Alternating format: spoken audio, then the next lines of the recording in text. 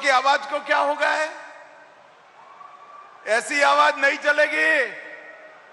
मोदी जी तक आवाज जानी चाहिए कि हरियाणा में फिर से 10 की 10 सीटें पर कमल खिलने वाला है।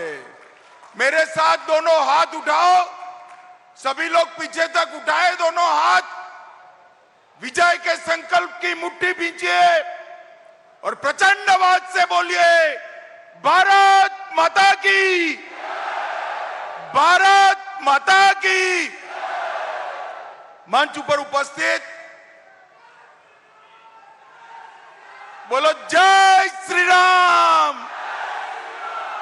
मंच पर उपस्थित हरियाणा के सम्माननीय मुख्यमंत्री श्रीमान मनोहर लाल खट्टर जी, हमारे प्रदेश भारतीय जनता पार्टी के अध्यक्ष और मेरे मित्र श्रीमान धनखड़ जी, हमारे गृह मंत्री श्रीमान अनिल विज जी, श्री गजेंद्र शेखावत जी, त्रिपुरा के पूर्व मुख्यमंत्री और हरियाणा के प्रभारी भाई विप्लव देव जी, श्री कंवरपाल गुर्जर जी, रणजीत सिंह चौटाला जी, ओम प्रकाश, श्री सुभाष बराला जी, मेरे साथ दिल्ली से आए हैं, सिरसा जी खड़े हो जाइए, मजिंदर सिंह सिरसा जी जो यहाँ के हैं, दिल्ली भाजपा के बड़े नेता है, ताली बढ़ाओ सिरसा के लिए सभी लोग।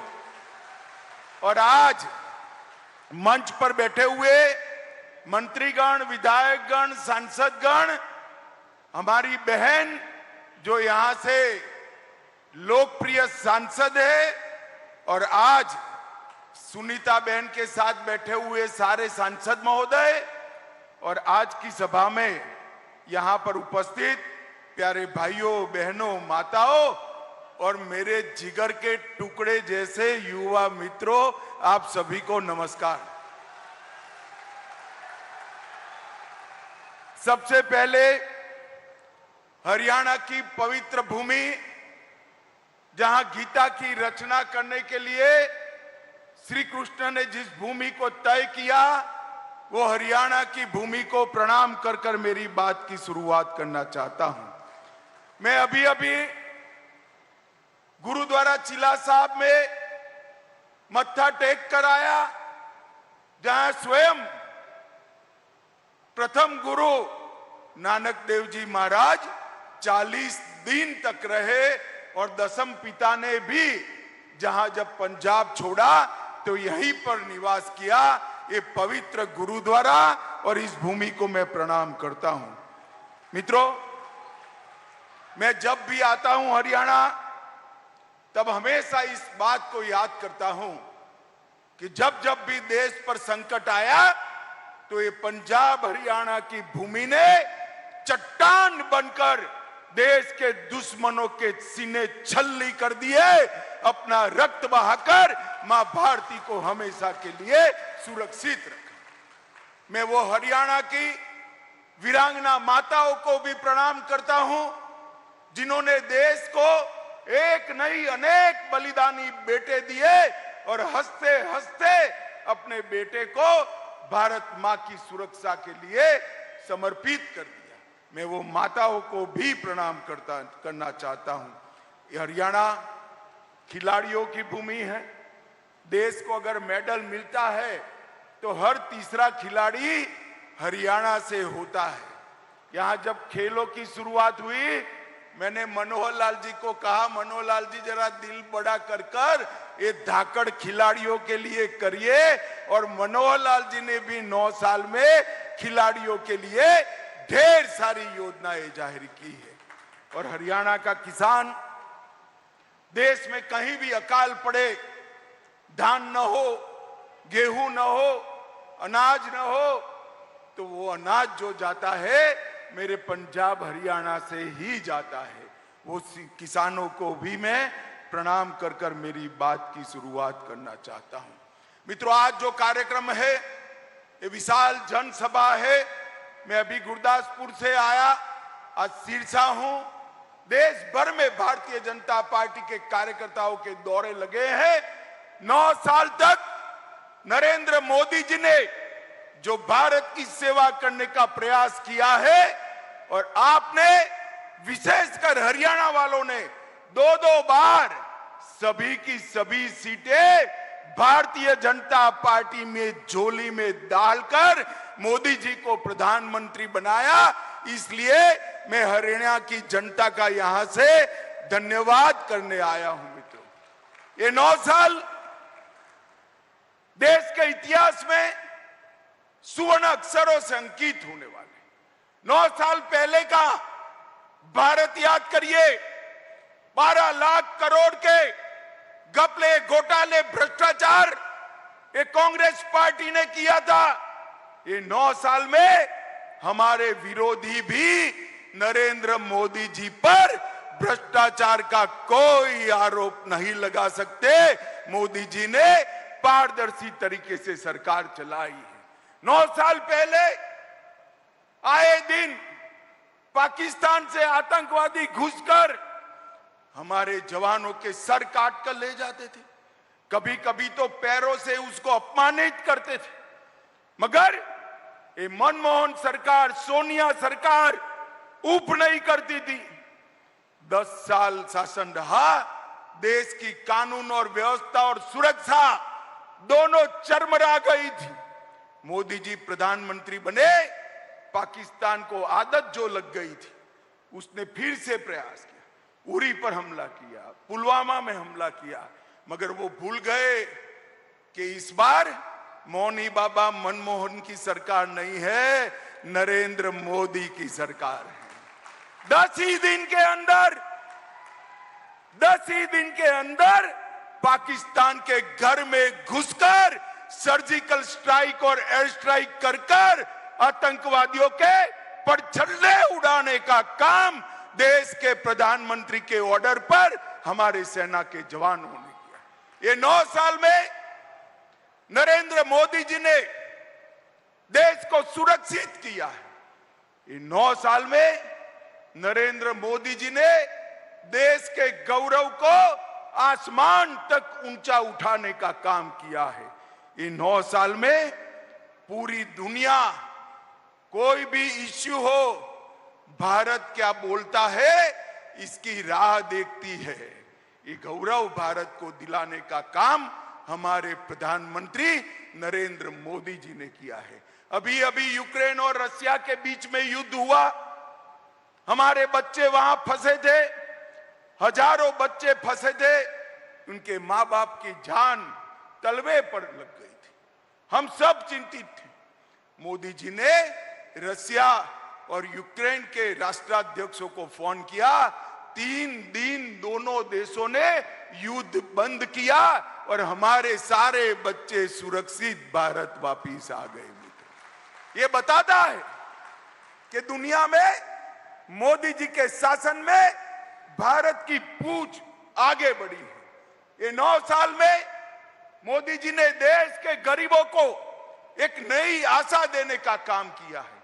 हर गरीब को घर, हर गरीब के घर में गैस, हर गरीब के घर में नल से जल, हर गरीब के 5 लाख तक का आरोग्य का पूरी चिंता, हर गरीब को प्रति व्यक्ति प्रति माह 5 किलो अनाज, और इसके साथ साथ गैस की सिलेंडर। और मैं आपको पूछना चाहता हूं, हजारों की संख्या में आप बैठे हैं, मुझे बताइए भाई, कोविड का दोनों टीका सबका लग गया है या नहीं लग गया है? हाथ ऊपर करिए तो। लग गया है ना? 25 पैसा भी देना पड़ा है। कोविड जैसी महामारी में पूरी दुनिया आश्चर्यचकित है। भारत ने 130 करोड़ लोगों को दोनों टीके लगाकर कोविड से सुरक्षित करने का काम देश के प्रधानमंत्री नरेंद्र मोदी जी ने किया है। माताओं, भाइयों, बहनों, कोविड के वक्त भी ये पॉलिटिक्स नहीं छोड़। राहुल बाबा ने कहा कि कोविड का टीका तो मोदी टीका है, मत लगाइयो, मगर किसी ने नहीं सुनी उनकी। सबने टीका लगाया। अंत में वो भी एक दिन रात को अंधेरे में टीका लगाकर आ गए। मित्रों, जो कांग्रेस पार्टी भ्रष्टाचार कर रही थी, जो देश को सुरक्षित नहीं रख पाई थी, उसने कोविड जैसी महामारी के समय भी राहुल बाबा एंड कंपनी ने पॉलिटिक्स करना नहीं छोड़ी। ये मोदी जी के 9 साल भारत गौरव के 9 साल हैं। मोदी जी के 9 साल गरीब कल्याण के 9 साल है और मोदी जी के 9 साल भारत के उत्कर्ष के 9 साल है। मित्रों, आज कोविड के बाद पूरी दुनिया मंदी के चपेटे में है। उस वक्त भारत के अंदर नरेंद्र मोदी जी की नीतियों के कारण मंदी दस्तक नहीं दे पाई है। ये हमारे लिए बहुत बड़ी बात है। मित्रों, आज नरेंद्र मोदी जी के नेतृत्व में भारत आगे बढ़ा है। मोबाइल का सबसे बड़ा दूसरा उत्पादक बना, ऑटोमोबाइल का तीसरे नंबर का उत्पादक बना और स्टील का सबसे बड़ा उत्पादक बना है। अभी अभी मोदी जी G7 की बैठक में गए, कोई प्रधानमंत्री उनके ऑटोग्राफ मांगता था, कोई राष्ट्राध्यक्ष इनसे अपॉइंटमेंट मांगता था और अफ्रीका गए तो किसी ने तो पैर छूकर आशीर्वाद भी दिए। मित्रों, ये जो ये सम्मान नरेंद्र मोदी जी को मिला है, वो नरेंद्र मोदी जी का सम्मान नहीं है, ये भारतीय जनता पार्टी का सम्मान नहीं है। ये सम्मान जो नरेंद्र मोदी जी को मिल रहा है, विदेशों में मोदी मोदी मोदी मोदी मोदी के नारे लग रहे हैं, ये नारे मोदी जी के सम्मान के लिए नहीं है, ये नारे सिरसा, हरियाणा और भारत के 130 करोड़ की जनता के सम्मान के नारे हैं। मोदी जी ने दुनिया में भारत को आगे बढ़ाया है। किसानों के कल्याण की बात हुड्डा साहब करते हैं। हुड्डा साहब को मैं चैलेंज देने आया हूं सिरसा की भूमि पर। हुड्डा साहब, 10 साल आपकी सरकार चली, कितना धान, कितना गेहूं खरीदा, हिसाब लेकर आ जाओ आप। सबसे ज्यादा धान, सबसे ज्यादा गेहूं अगर किसी ने खरीदा है, सबसे ज्यादा दाम से खरीदा है, तो नरेंद्र मोदी जी ने खरीदा है। मित्रों, नरेंद्र मोदी जी ने खरीदा। 2023-24 में 260 लाख मैट्रिक टन गेहूं खरीदा और धान 385 लाख मैट्रिक टन करा। सिर्फ इस वर्ष में ही 47,000 करोड़ रुपए का गेहूं खरीदने का काम हुआ है और अब चेक भी आपके अकाउंट में सीधा ही जमा हो जाता है भैया, बीच में कोई बिचौलिया नहीं आता है। हुड्डा साहब, आपकी सरकार अनेक साल रही, कभी 6,000 रुपया किसान को सीधा नहीं भेजा। हमारे मनोहर लाल जी ने 52 योजना लाई। आप कई साल मुख्यमंत्री बने, 52 योजना नहीं लाए। किसानों को क्रॉप परिवर्तन के लिए भी आपने कभी कोई काम नहीं किया। मित्रों, ये हुड्डा सरकार जो थी, ये 3D सरकार थी। 3D का मतलब है, 1D दरबारी, अपने दरबारियों की सरकार थी। दूसरा D दामाद की सरकार थी। कौन सा दामाद, समझ रहे हो ना? अरे समझ रहे हो या नहीं समझ रहे हो? दिल्ली के दामाद की बात कर रहा हूं, समझ रहे हो ना? एक दरबारी, एक दामाद और तीसरे डीलरों की सरकार थी। मनोहर लाल जी ने तीनों D को समाप्त कर दिया है। मित्रों, मनोहर लाल खट्टर एक प्रकार से पहले पूरे हरियाणा के मुख्यमंत्री थे। पहले मुख्यमंत्री जो होता था वो सिर्फ रोहतक का होता था, रोहतक के अलावे किसी की चिंता नहीं करता था। भारतीय जनता पार्टी की सरकार बनने के बाद मोदी जी की सारी योजनाओं को मनोहर लाल जी ने जमीन पर पहुंचाया और पूरे हरियाणा का विकास करने का काम हमने किया है और हर वर्ग का हमने विकास किया है। हरियाणा का धाकड़ जवान, धाकड़ किसान और धाकड़ खिलाड़ी, ये तीनों देश की शान है मित्रों। और हरियाणा देश का सबसे बड़ा बासमती चावल निर्यात करने वाला राज्य ये 9 साल में बना।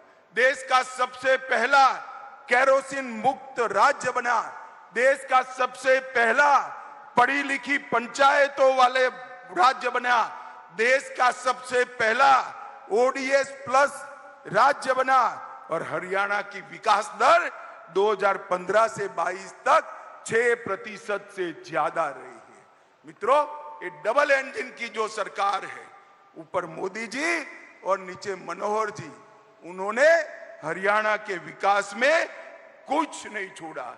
2019 से अब तक 5.22 बिलियन डॉलर का फॉरेन का निवेश मिला है।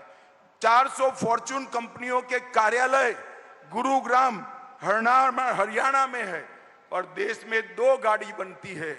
मेरी बात ध्यान से सुनना सिरसा वालों, देश में 2 गाड़ी बनती है तो इसमें से 1 गाड़ी मेरे हरियाणा से बनकर देश में जाती है। 50% गाड़ियां हरियाणा से बनती है। आज मैं जब यहां आया हूं तब चौधरी देवीलाल जी को भी जरूर याद करना चाहता हूं। देवीलाल जी ने हरियाणा के किसानों के लिए ढेर सारे सपने देखे थे और किसी ने तो पूरे नहीं किए। हमारे नरेंद्र मोदी जी ने इसको पूरा करने का काम किया है। मित्रों, हरियाणा नशे का शिकार बन रहा है। मैं आप सभी को कहना चाहता हूं, देश का प्रधानमंत्री नरेंद्र मोदी जी इस बात से बहुत चिंतित है और उन्होंने भारत सरकार के गृह मंत्रालय के सामने एक लक्ष्य रखा है कि कुछ ही समय में भारत नशा मुक्त होना चाहिए और ये अभियान हरियाणा में चालू हो गया है। मित्रों, सिरसा में भी ये 9 साल में बहुत कुछ हुआ है। 1513 करोड़ रुपए का किसानों को बीमा का क्लेम दिया है हमने। राष्ट्रपति द्रौपदी मुर्मू ने 22 एकड़ भूमि पर 1000 करोड़ के साथ मेडिकल कॉलेज की आधारशिला रखी। सिरसा फतेहाबाद मार्ग का निर्माण चल रहा है। कई नए पुल बन रहे हैं।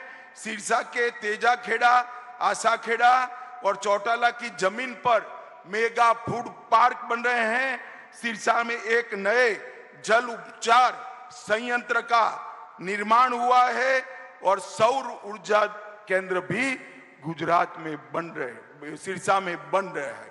मित्रों, एक कॉन्स्टिट्यूएंसी में इतना सारा विकास कभी पर नहीं हुआ। सुनीता दुग्गल हमेशा भारत सरकार के मंत्रियों के पास आपके सवालों को लेकर झगड़ा भी कर लेती है और गिड़गिड़ा भी लेती है।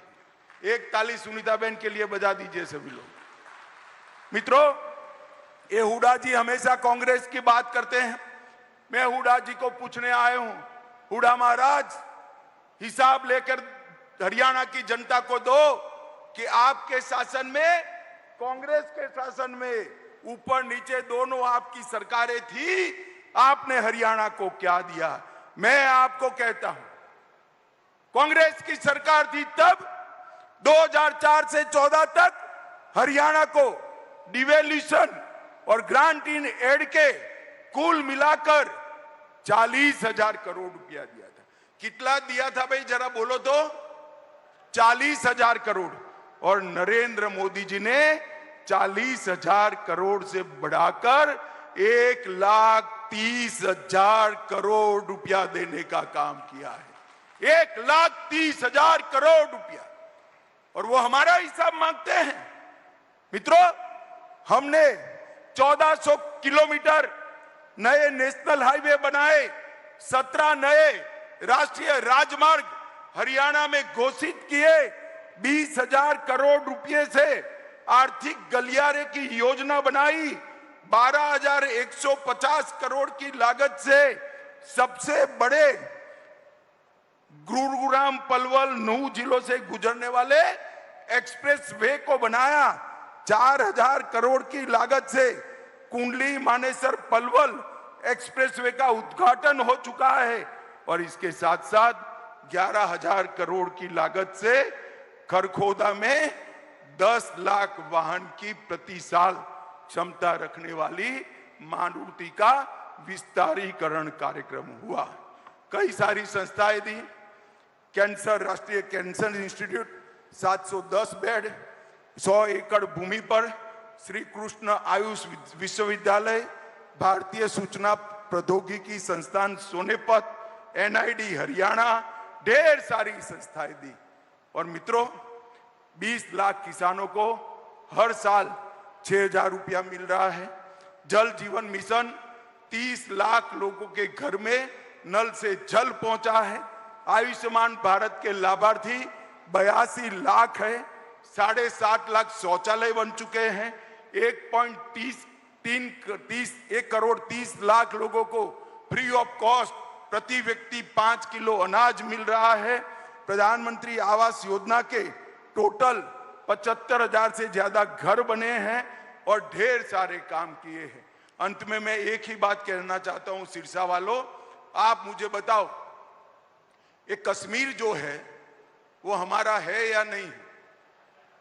जोर से बोलो भाई, कश्मीर हमारा है या नहीं है? धारा 370 हटनी चाहिए थी या नहीं हटनी चाहिए थी?